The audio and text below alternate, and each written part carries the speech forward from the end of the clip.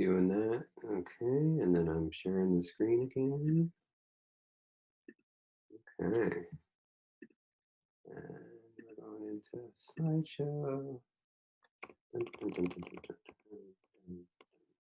Okay, we're running a little late, so I'm just going to skip over the last point. It's a subtle one. Um, so, um, so we've got all these preferences, all these samskaras that create these preferences about how we want things to unfold. And it's not only how we want things to unfold, but we actually start to believe that this is how things should unfold, right? We say, oh, you're not supposed to say things like that, or you should always do this in this situation. Men really should open the car doors for women. My um, I knew someone, and she said to me, she met someone new, and I said, "Oh, do you like this guy? Oh, yeah, he's a real gentleman. He opens doors. He always opens doors for me. That's really important to me." And I thought, interesting, interesting. But we believe that things should be a certain way, and of course, we don't control the world outside. The world outside just, you know, as Mickey would say, 13.8 billion years in the making. Or as Buddhists would say, this is because that is, countless causes and conditions. And we cannot control the world outside, and we cannot control other people. And of course, everyone has different ideas. Everyone has different experiences, different set of samskaras, different ideas of how they want things to unfold. The farmer wants it to rain. You want it to be sunny. You know, uh, uh, it's not everyone's going to get their way. Um, and so if your happiness is dependent on things being as you think they should be, um, and I know that that sounds pretty strong, but I think certainly I am like this, right? When something is not the way I think it should be, it bothers me. Sometimes just a little, sometimes a lot. I'm learning to let go of that, but there's definitely that tendency to, when things are not as we think they should be, and certainly when they're not as we want them to be, we get bothered. you know so you know it's like, oh, it's my birthday and I'm planning an outdoor party, so it better not rain. Really? It better not rain? Well, you've just set yourself up for misery if it rains. um you know is it and I'm not saying not to plan outdoor parties, but I'm saying if it rains, then make the best of it, right? If it rains, then make the best of it. Can you enjoy yourself even if it rains on your birthday, right? Or on your wedding day, uh, I can't remember her name, but you know the song. Um, so when our blockages conflict with reality, we can't accept reality. We resist it. We push it away, um, and then we just either reinforce the blockage or we create new blockages. Um, and so it just goes on and on. And it's all based on the idea that we're resisting reality and reinforcing or creating our blockages. So the end of suffering, the third noble truth, or there is well-being, a little more appropriate for this. So we've gone through sort of what the disturbed mind looks like and how it comes to pass. Original mind, or Buddha nature, or whatever you want to call it, is this flow of energy, right? Feeling love, joy, peace, enthusiasm, and opening ourselves, experiencing every experience deeply. Um, and you can think of it like you know, if you go see a sad movie, and it's really well acted, and you cry your eyes out, and you're so sad, and you get home from the movie, and what do? You know, you tell all your friends, you got to see this, right? So that's just it's this. The problem isn't the sadness. That's actually a really deep, meaningful, beautiful experience. But we identify with it, and then we start beating ourselves up over it and resisting it and saying, I don't want to be sad. I don't want to be sad because we identify it. And so what I'm saying is like all experience has its vibrations. Some vibrations are more pleasant than others, but we push away experience really at our own peril. But original mind doesn't do that. It accepts and allows, all experience, and it's naturally clear. There's no cause to original mind, except that once we have a disturbed mind, then there is a way to, there is a way to move back to original mind. Um, Whether we get all the way there or not, I can tell you that I'm not all the way there by any means, but I've noticed that as my disturbed mind gets less disturbed, there's a lot more joy, a lot more enthusiasm, a lot more bliss. So the way out of suffering, how do we move from disturbed mind to original mind? And the obvious answer is release your blockages. So how do we do that? So the first thing is to strengthen the intention to let the blockages release. And the reason I say that is because when the blockages release, it's uncomfortable. You know, they basically get released with the same discomfort and pain as when you first resisted them. And you can think of it as kind of like a thorn in your arm, right? It's painful. Say it's like touching a nerve. It's painful to remove that thorn. Mickey talks about this. It's painful to remove that thorn. And so we may say our initial reaction is, don't touch it. Don't touch it. No, that hurts. Don't touch it. Right? I just want nobody to touch this thorn. Right? And so you can live your life protecting your thorn. It's basically what we do with our blockages. Or you can pull it out. But in real life, when the blockage comes up and you're experiencing this discomfort, you don't want to let it release. So you really need a strong, strong intention. You need to be very clear, and if you're clear enough, if you think it's important enough to let the blockage release, then it's no problem. So strengthen that intention, and then, you can do that by doing things like obviously reading Mickey's book, and practicing and seeing that this works. But just really, really committing yourself. I am going to release my blockages, no matter how painful it is. There's no doubt that you have to get outside your comfort zone for this method to work.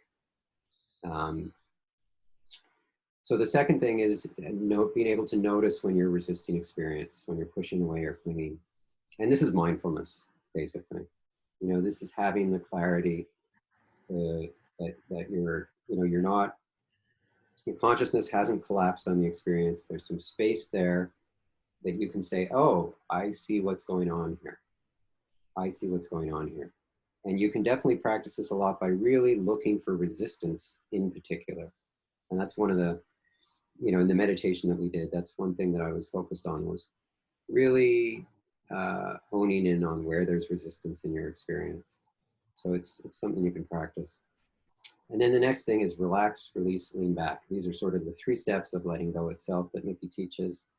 And I find the way he breaks it down is really, really helpful. So first, relax, allow the body to relax. So, around your heart, your shoulders, wherever there's tension.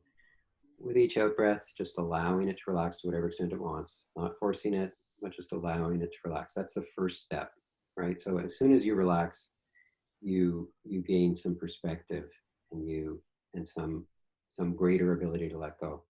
And then release. So this is more mental. First one's body, this one's mental. This is letting go of the wish for the experience to be different. So, even when we want to let go, we often want to let go because I want this discomfort to go away. Let go of the idea that you want the discomfort to go away, or that you want your desire to be fulfilled, if it's a positive one. Let go of that and allow the experience to unfold as it wants, not as you want, right? Experience it fully. Let it touch your being. So that's release. Release is changing the mental perspective from I want this to go away to I want to experience this fully. I don't want to get in its way at all. I want to let it all the way in. Here's this, this great discomfort, and I am going to let it all the way in. So that's quite a different perspective. And one point on that one, the thing that's really helped me with this is recognizing that when I'm experiencing it in this openness, when I'm experiencing this discomfort fully, when I'm really just letting it go and I'm just sort of saying, yes, take me, right? Just take me. I know that this is purification. I know that this is release. I know that this is my samskara being released. And knowing that and averting to that, thinking that, I actually say to myself, this is purification. Release, yes, release, yes. This is release, right? And it may take a long time. It may not fully release in that, I may sit with it for half an hour and it doesn't release, right? It's releasing, but it's still there. But I know that I have done good work. I know that this is purification. I know that this is how this is progress, right? So knowing that, there's just this great joy. Like there's this discomfort, but there's also this great joy, just in knowing that this is purification. And then lean back.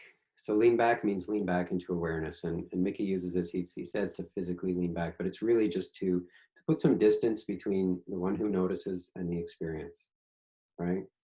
So he calls this leaning back into the seat of awareness. And you just ask yourself who notices, or what is having this experience, or any question like that, or just, anything that you can do. And you can experiment with this so that you can see that what is going on is not you. You are the one who notices, right? And this space that's created um, helps you to see that this isn't just discomfort. This is an opportunity to learn to let go. And going back to that intention, make learning to let go your deepest intention.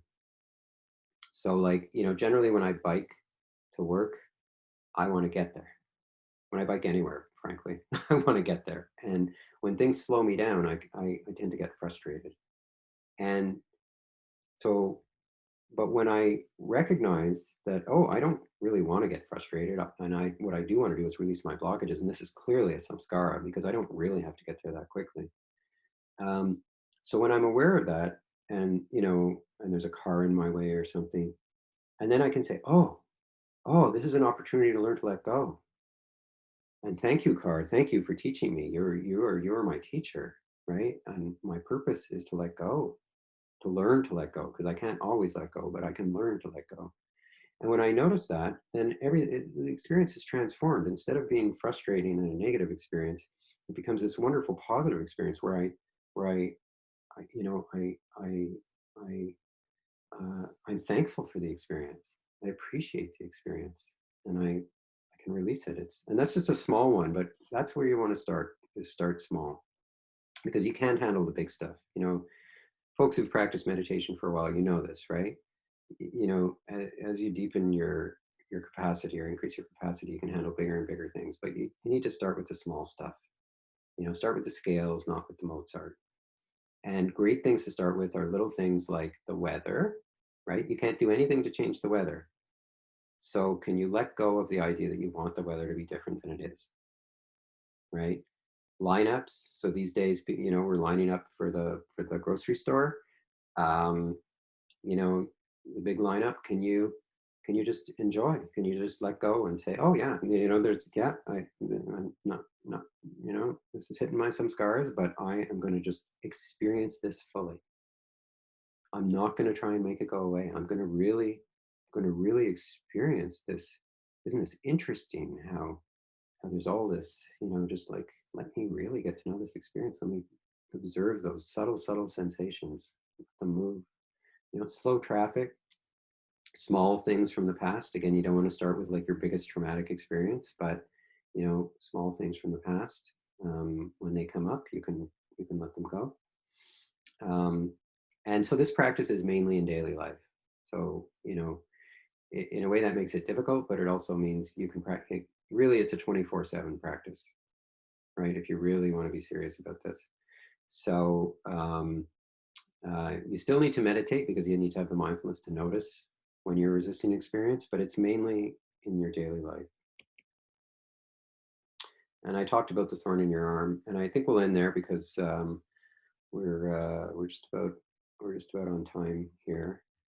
So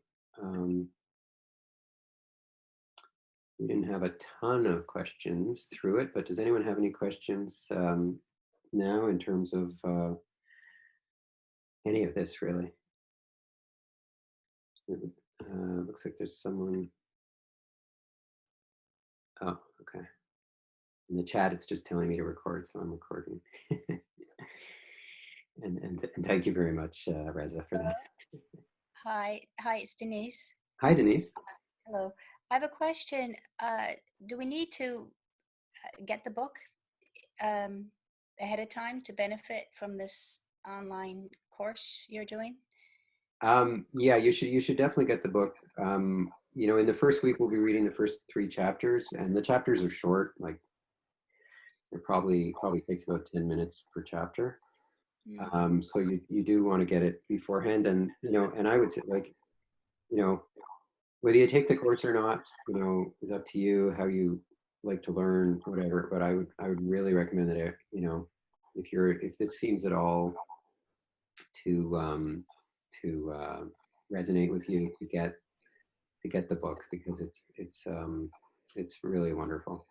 And I'm humbled by trying to teach alongside the book, because Mickey's so talented in the way he explains things. Um, but yeah, I would say get the book. Um, Absolutely.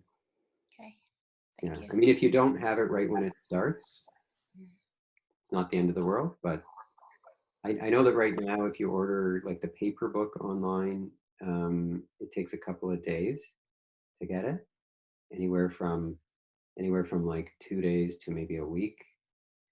Um, but the audiobook, obviously you can get it instantly, or the ebook.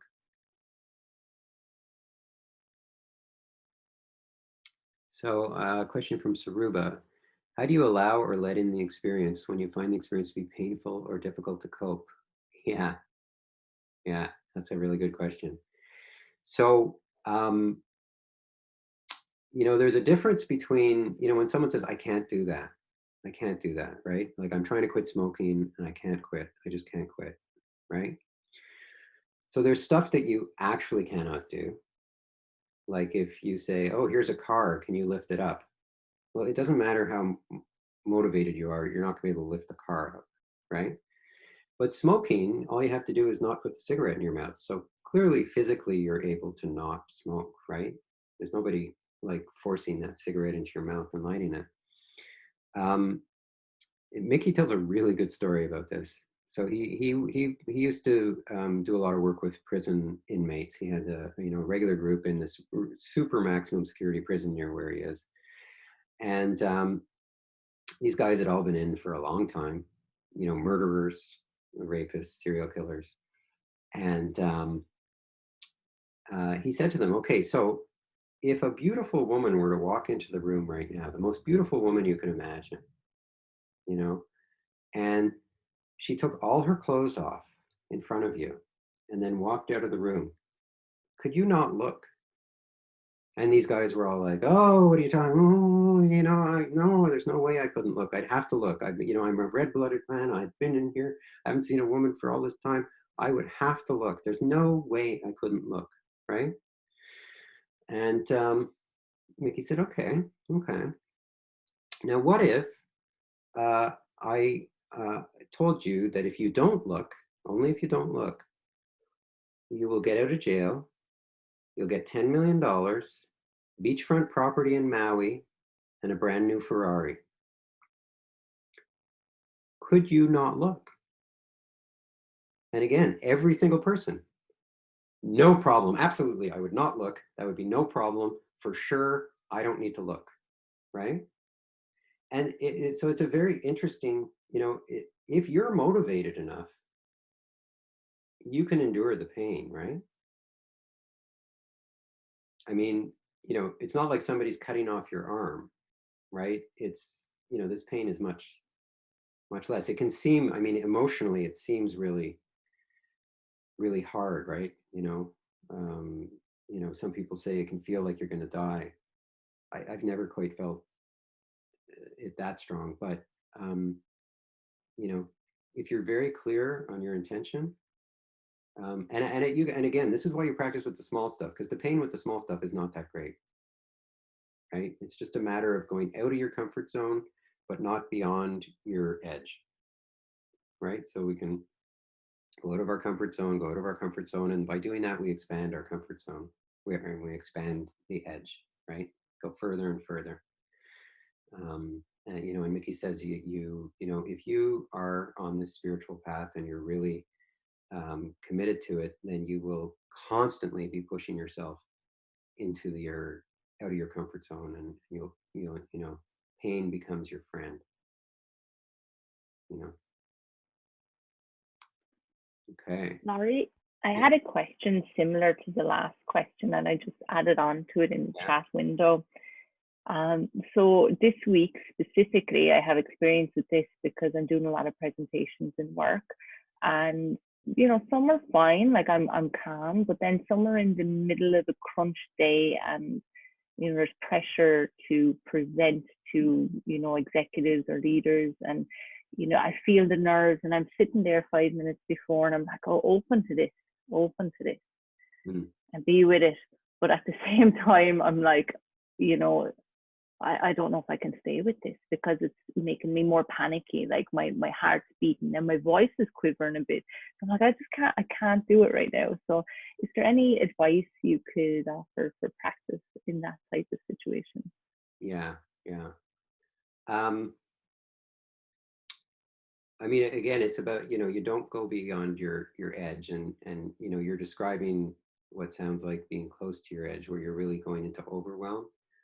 Mm. So when that happens, then you do want to just ground yourself. Feel your feet on the ground, feel your hands. Drink a glass of water. Um, to get yourself back from the edge. Um, I mean, to hear Mickey tell it, he says, you just need to want it more. But I'm not so sure about that. I've found great success with just it's more about the regularity of the practice than it is about you know um, taking on the biggest thing out there. But the other thing is really changing your mindset, right? A lot of people will say, when you're there, like every Saturday night, people share, they ask questions, and people share, and they say, oh, you know, um, my girlfriend left me, and I experienced all this pain, and I really wanted to drink again, and I just kept experiencing this pain, and I was with it, but the pain just stayed there, and it stayed there, and it stayed there, and I just had such a tough time. Oh my God, I had the toughest time. And Mickey will say, well, did you drink again? No. Great. Great practice, right? Great practice, right? Because it's about, it's like saying you can't change reality, right? The reality is you're feeling all of this nervous energy, right? And you're feeling it, and you're feeling it, and you're feeling it. Um, and yet you gave your presentation, right? You gave your presentation. Yeah, and I have a lot more of them coming up as well. And in the past, there's some sort of zone or bite I can get into, and I just really a grounding. I would describe it as you did, Laurie, kind of a grounding. Mhm. And once I get there, and I just have those few minutes to myself, I can do it successfully. But there is an element then of nerve somewhere in the background. But as I opened up to it, practiced with it this week a little bit, I don't know if it was really going in my favor, because I could really feel my heart beating, and then there was more thoughts coming up of doubt, and stuff. Yeah, Like, oh, what if you, lose control here, and you yeah, can't continue, and there's so much to get through. So that start coming up, and that was worse. yeah. And and really, like, you're the one experiencing it. You're the one that knows what's going on. So I can't tell you what to do because I'm not in your head and I'm not experiencing it. the more you practice, the more you're able to see, when, what to do. But basically, it's all about what was going on with resistance when this was happening, right? So the key point is not that all this crap is happening, right? That there's these uncomfortable thoughts and uncomfortable sensations, uncomfortable emotions. So, those are all happening. That doesn't mean it's bad, right? In terms of creating blockages or releasing blockages, the key thing with the creating or releasing blockages is what was your, what was your mental attitude, right? Were you letting go of, like, did you have the attitude, bring it on? Did you have the attitude, um, this is release, I want to experience it fully? Or did you have the idea, I hate this, I want it to go away, how do I make it go away? Right? Because those are very different experiences with the same, symptoms, if you will, right? With the same pain, same manifestation of pain. So that's really the key question, I think. Yeah, it's an interesting one, Laurie, because it happens so, like, it's such a pressurized, you're concentrating on what you're delivering. So it's so kind of interesting. I'm trying to practice with it at the same time. It's hard to parse it out. Mm. I think as I'm opening to it, I'm like, okay, if this all falls to pieces, if you panic here and it all goes to shit, to French, if it goes that way, it's okay, right? So I'm really trying to open to it, like in every sense, but in a way that's feeding it. And I think then I have a resistance when I get there. I'm like, Yeah. Okay, you're feeling nervous now. No, you don't want this. Like, you didn't mean it, that kind of way. Right. I think that's going on, but it's very hard to say in the moment on that spotlight for those first few minutes, Yeah. And this is, again, this is practice. And we're not going to be able to have this attitude of bring it on. I want to experience it deeply, all the time. Our mind is tricky, and our consciousness collapses quickly on the experience, and we lose our intention, and we lose our ability to really see what's going on. We lose that sense of, I'm the one who's watching.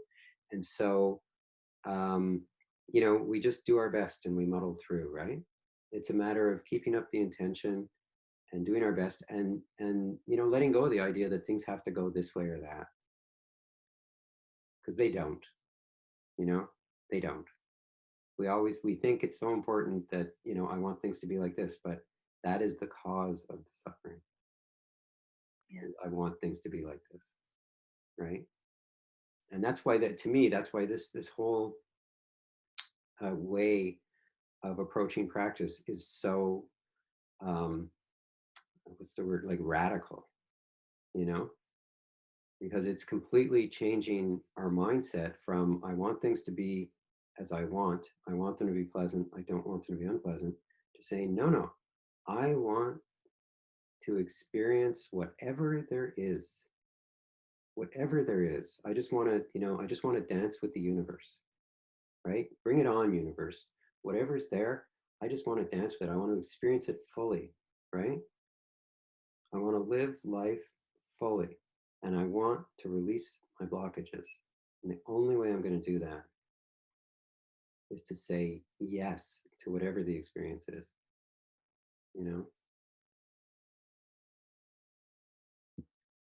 Yeah, Min? Hi. Thanks for the introduction. That was the overview of the book, right?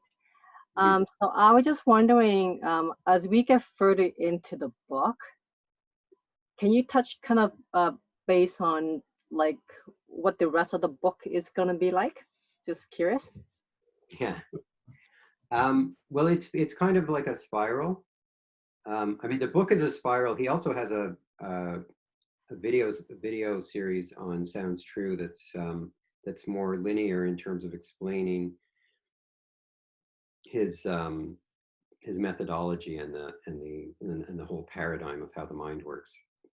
Um, and so I'm going to kind of be, we're going to be using the book as the spine. We're going to be, going through the chapters of the book, but we're not going to be sticking, that close to the book. We're going to be, in a way, doing kind of like how he does it in the video series, with a little more systematic, because the book kind of spirals and spirals, sort of going, like here's at the beginning, and here's as you get deeper and deeper. And the end of the book is kind of, here's what it's like when you're living from a place of surrender, when you're living, when you're back to when you've released your blockages, as opposed to a more, as I say, sort of like very, detailed description of the voice in your head, of the who am I, and then the world outside, and our mind and our emotions and our predicament and how to let go. It's sort of, that's how the video series goes. So um, um, but basically we're going to go a lot deeper than, you can only, in half an hour, how deep can I go, right? There's a lot of um, there's a lot of details, there's a lot of practice situations, and really what I want the course to be, and it'll be whatever people want, right? We're gonna, go with the flow, but it's like, it's you practicing and me giving you feedback, right? Asking questions about, well, Mickey says this or you said that, and I tried it, and this is what happened, and what do you think, right? And also there'll be some exercises that you can do to sort of play with it. Um, um, and we'll have one-on-one interviews as well. I thought about it, and I thought that's one of the things that I can really add, in terms of value add to the book, is being able to work with you one-on-one. So yeah, the main thing is just like, the motivation is the most important thing. The idea that you really, at a deep level, believe that this is what I need to do, that you have that, that you have that conviction that you're getting out of jail, you're getting the Ferrari, you're getting the place on Maui, right? So that you can, so that when when the samskara gets hit and the crap comes up, that you're very clear that I am going to let this release. Even though this is really uncomfortable, I am going to let this release.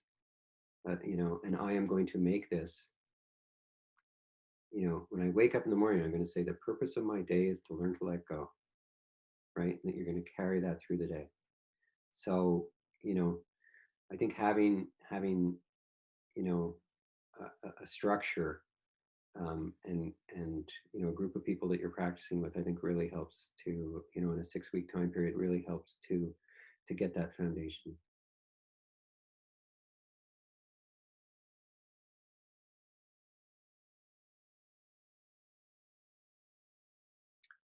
Uh, da, da, da. Yeah. Says, from Julia, can you share another example or two of specific blockages you've released in your life? How you did that, what it was like doing that, and how that helped you? Okay. So recently, with this COVID stuff, I've been experiencing a lot of fear, and generally wordless fear. Although sometimes it's quite clear. Like if I go to the grocery store, I feel a lot of, all the people. It's like, do you have it? Do you have it? Do you have it? Um, and so a lot of low level fear, and and I've just been practicing. It's nice because it's low level fear for the most part, and so it's just this tighten in my chest, and I can just really, like, experience it. And when I experience it fully, I can feel that there's this, that you can feel the release, right? And sometimes I'll be lying in my bed at night, and I'll feel this. And I find when I'm lying in my bed, I can really just open to it. I'm just lying there and I can just open to it. And I get the most amazing energy flows. Like it starts off as this fear and it turns into this energy flow. And it's quite something. Um, that's kind of practicing with some of the low level stuff in terms of, big releases. Like um, I did something, um, you know, uh, uh, I've lost a lot of money in the market lately with COVID. And I decided to buy this investment tool thing, like insider report, and it was quite expensive. And after I bought it, I thought, what the heck did I do? And I thought, I don't want this to be the focus of my life. I want to be surrender. I don't want money. I'm so like, I have to let go of this money focus. And it was terrible. It was just, it was so strong. This sense of shame. Like, how could I be so stupid to have spent all this money on this thing that I don't even want to use? It's just I can't believe I did that, right? It goes to the heart of all these feelings of I'm stupid and I'm incompetent and I can't do anything right. And, and which are so strong, so central. And I sat with this and I just opened to it and opened to it. And it, for like, for about, I don't know, half an hour, 45 minutes. And it was just it was so strong. And after that was over, now, I look back on it and I think to myself, yeah, that was pretty dumb. But there's no juice to it anymore. The juice is gone. And it's incredible because this is, and I actually think to myself now, you know what? That was money well spent.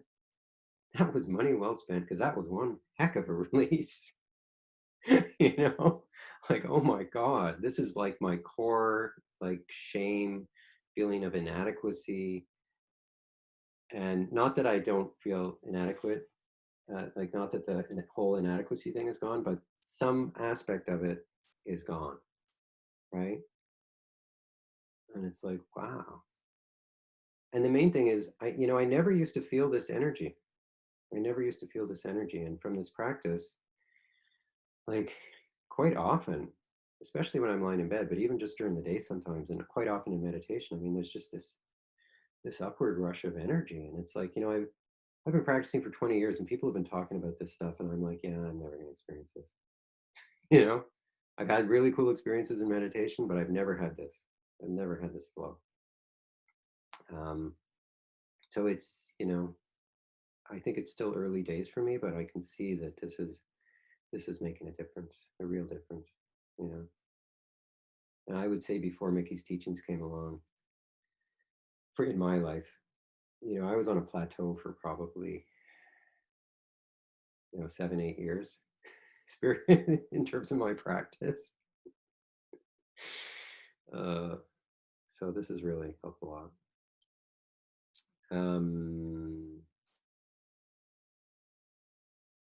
Bev asked, when those feelings come up clear, are they associated with old stories?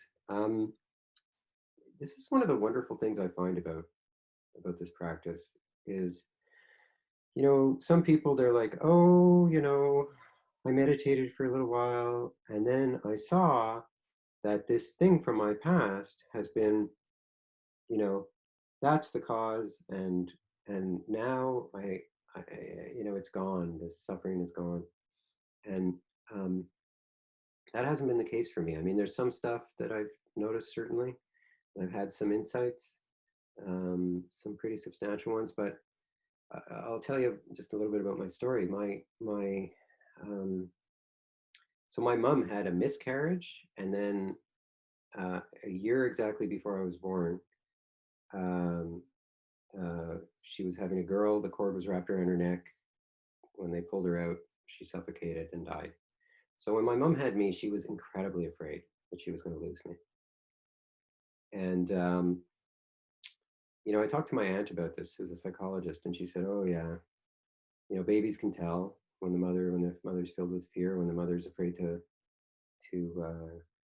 get too attached, and that that's like hardwired.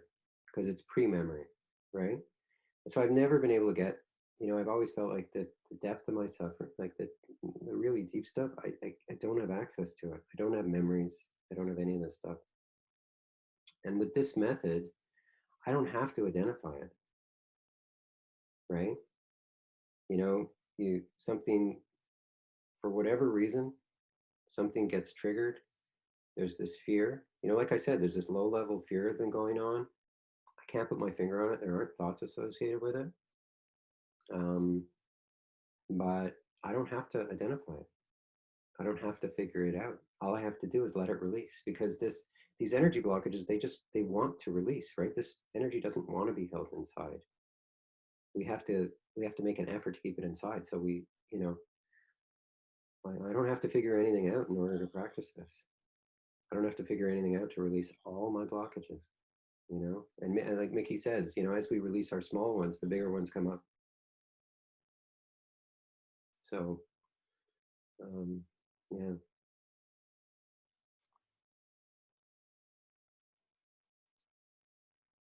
I think the one with the investment thing was more clear.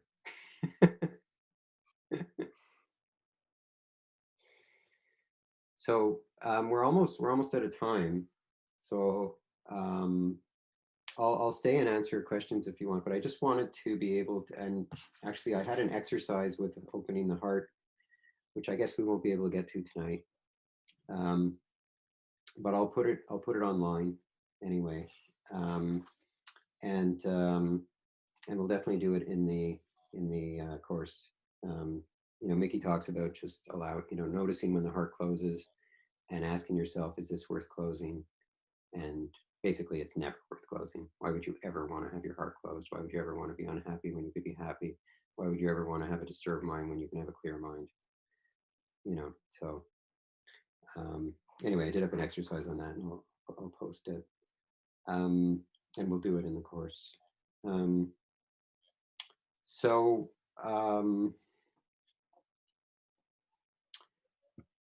Yeah, like I said, one thing about Mickey, and you'll see this when you read his book, and especially if you read the Surrender Experiment, this sort of his life story.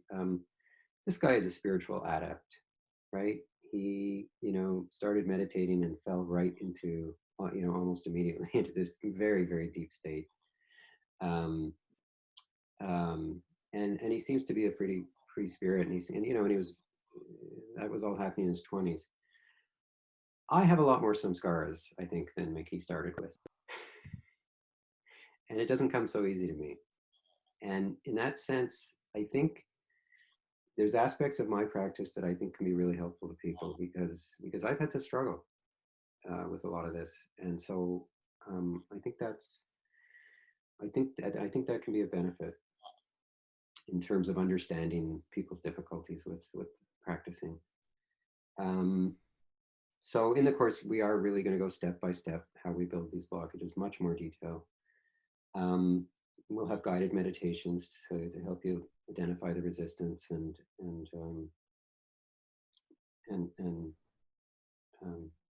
notice that you're not the experience. You're the one that notices. I talked about the course, and you'll see it online. I don't want to waste your time. And we already talked about the need to read the Untethered Soul.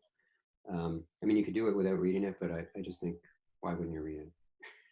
It's so good, and you'll get a lot out of it. And again, if you read the book and you don't take the course, I will be so happy. Like, I've been buying copies of this book and just handing them out to people. I really think it's wonderful. And if you can't afford the $150, you can apply for a bursary. If you can't afford it, then we can give you a bursary up to 75%. I would just ask to be clear in why you can't afford it.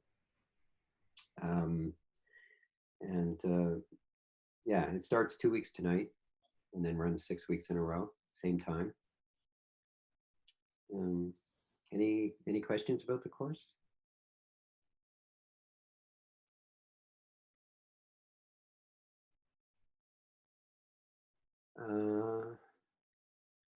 we'll be able to access the session again. So I am going to post the recordings. Obviously, there's a bit of a gap, but hopefully it's still of use. Will it be recorded if I miss a session? Yeah, why not? Hadn't thought of that, but yeah, why not?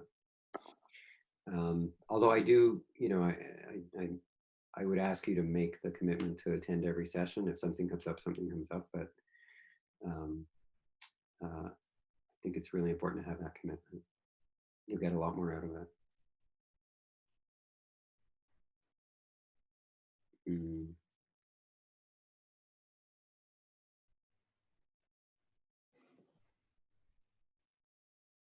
Anything else?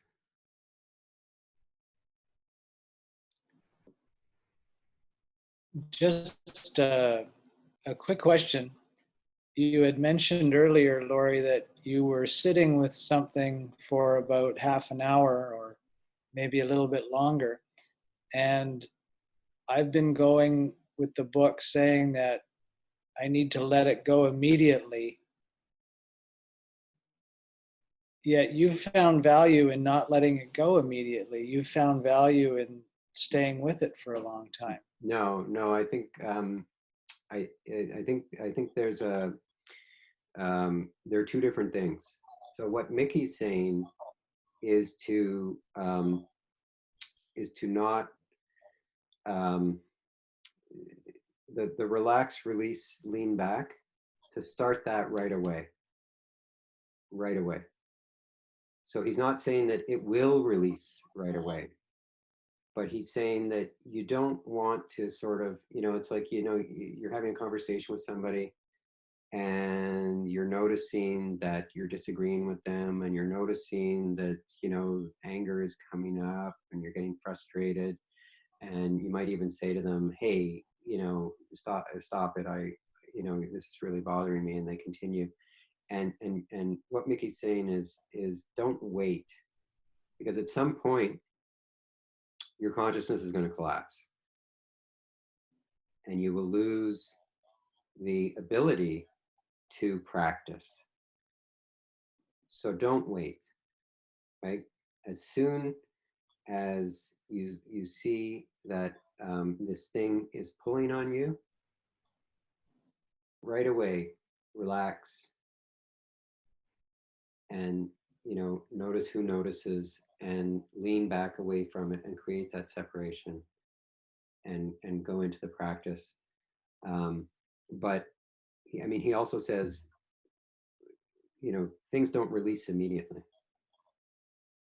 and sometimes they don't, you can sit with it, you might sit with it for 2 hours and it's not, and you will have done something. Tai talks about this idea of giving our suffering a bath, right?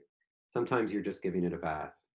Sometimes you're just weakening it as opposed to completely releasing it. You're just dissipating some of the energy, but not all of it.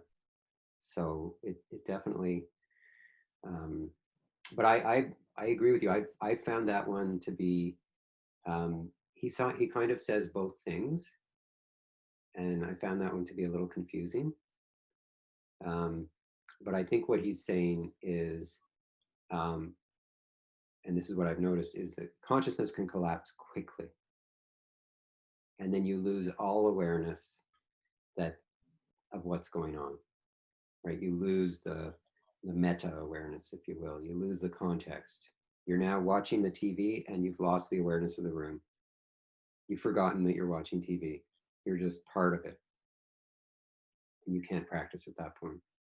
You're gone. So he's saying, don't let that happen.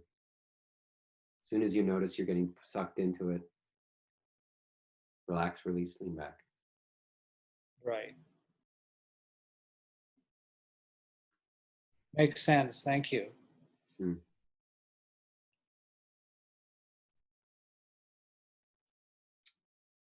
Okay, so it's 9 o'clock. So,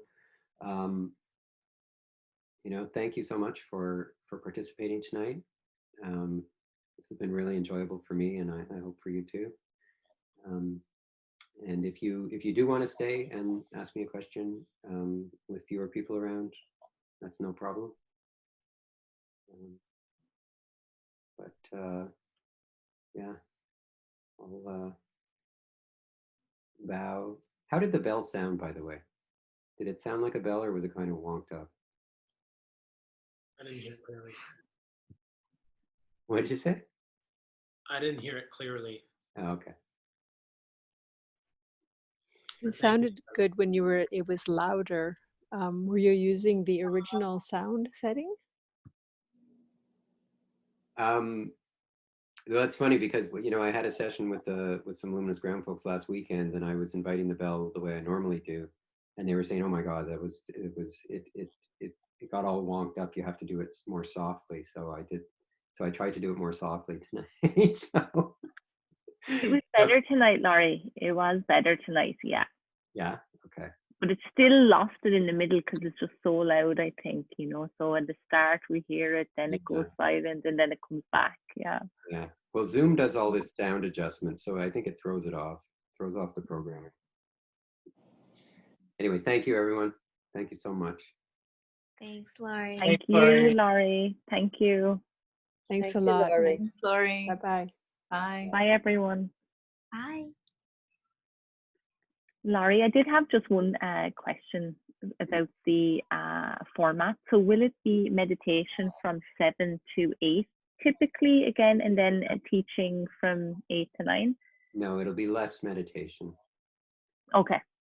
Yeah, because Mickey's teachings really are not focused on meditation. So, I've learned, and he teaches nothing about meditation. And he says, I am not a meditation teacher. Mm-hmm. It's very clearly, I'm not a meditation teacher. And he also says, I don't do one-on-ones, because he says, I always have the same answer. Somebody comes to me and they say, oh, my wife left me and they fired me at work, and I'm being kicked out of my house and I don't know what to do. Oh my God, I'm going crazy. Mickey, what should I do? And Mickey says to them, well, who notices? He says, I only ever ask one question. Who notices? He says, people get mad at me. They want me to deal with their problems. I just ask them who notices.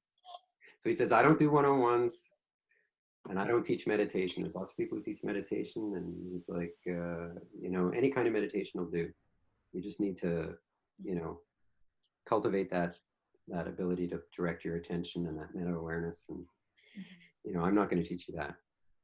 So, but I have noticed, like I said, that you can, that my meditation practice, I've really focused on noticing resistance and leaning back into awareness, and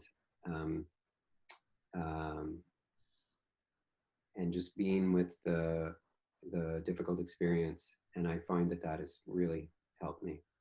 So, so I definitely want to teach that, but it's not, it's not, I would say the course is 90%, having that strong intention to learn to let go, and 10%, meditation. So, and it also depends on who's in the group, and what people want and what people find helpful. Perfect. Sounds great, Laurie. It'll definitely be less than an hour a night. Definitely, we're not going to spend half the time in sitting. No way. Yeah. That's it's coordination with sound, So I have a quiet hour 7 to 8. I know that's sacred, so that's the only reason I ask. Yeah. Thanks. Oh, so you won't talk between 7 and 8? Is that no, it's fine. It's just my fiance has gaming night at the same time, but 8 o'clock is when the gaming night starts, so that's when they log on. So I know 7 to 8 is like golden if there's meditation. And then it's not too loud, but there's a little bit more noise. So I just wanted to make sure. You need those noise canceling headphones. Actually, it might be a good idea to get. But it's fine with the chat, with this kind of chat. But when you're meditating, like it needs to be, drive down a bit more. Yeah. Right. Yeah. But thank you, Laurie. Really awesome and lovely to see such a big turnout for you. And I think this course is going to be a great success. It will be. Yeah. Thanks, Philippa. Yeah. I'm looking forward to it. Thank you, Laurie. Good night, guys. Okay. Bye. Yeah. Hi, I have a question for you there, Laurie. Yeah. I was just curious as to how you went from, like, you did something else before this, right? Hmm. Like, how did you kind of like went from A to B, which is here? Right. Well, like I said, I started out with Thich Nhat Hanh's practice, and I still consider him to be my root teacher, if you will. And um, um, spent a lot of time at Plum Village with him, and that really, but as I said, and then I've practiced. I've gone on other retreats, and I've done a lot of practice with other teachers and other methods. Always kind of with Thich Nhat Hanh's practice as my kind of pole star, if you will. But my sister, who doesn't meditate really, gave me Mickey's book, The Surrender Experiment. I read it and I thought, wow, is this guy for real? This is quite the story. So I read The Untethered Soul, and I thought, oh my God, this is so edifying. So this fits perfectly with my experience, and yet it fills in all these gaps, and it's so clear. And I thought, I got to meet this guy. I got to see if he's for real. So I went down to Florida and met him and listened to him talk, and hung out with the community there, and when I was there, there's nothing programmed during the day at all. So it's just like first thing in the morning and then last thing in the evening. So I just had all this space, and I just practiced, and it was amazing. And I just thought, okay, well, I want to, and what I found, as I mentioned, is that his practice and Ty's practice are completely simpatico. They're both talking about the same thing, but coming at it from different angles. Okay. So I, and the other practice that I was doing, the other major practice that I was doing, as of a couple of years ago, was the awareness of awareness practice, which I signed up for this retreat before I got Mickey's book. And then after I read Mickey's book, I went to this retreat, and I just noticed there that Mickey and Ty and the awareness of awareness practice just meshed perfectly. So yeah, that's kind of. Okay. All right. Thank you. Yeah, no problem. Thank you. Thanks. It was great. Excellent. Well, have a good night, man. Okay. See you. Okay. Bye.